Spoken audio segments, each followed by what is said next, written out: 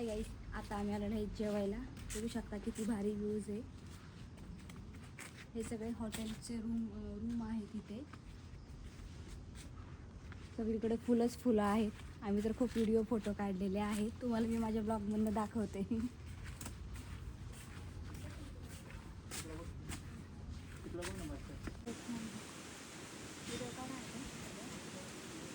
Hello,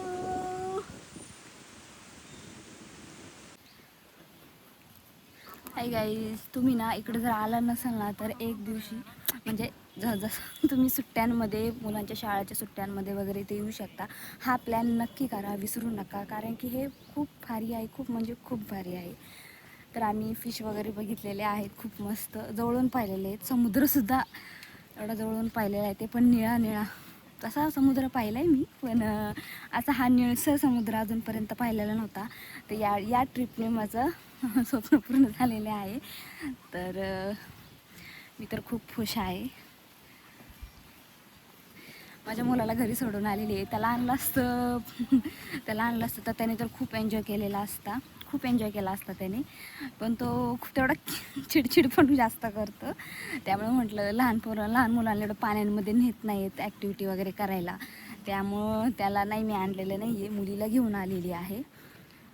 तर तिला पण खूप भीती वाटते पाण्याची, पण तिनं थोडंफार एन्जॉय केलेलं आहे. तसं रुद्रने एवढं पाण्यामध्ये वगैरे त्याला नेता आलं नसतं, त्यामुळं त्याचं कॅन्सल केलं. तर आम्ही आलो होतो तिघंच, आणि माझ्या नंदाचा मुलगा आणि त्याची बायको.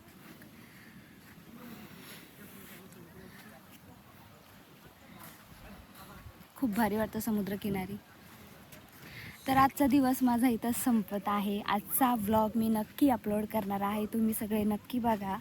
आणि आम्ही अजून 2-3 दिवस आहे इथे, त्याचे पण व्लॉग तुम्हाला मिळणार आहे.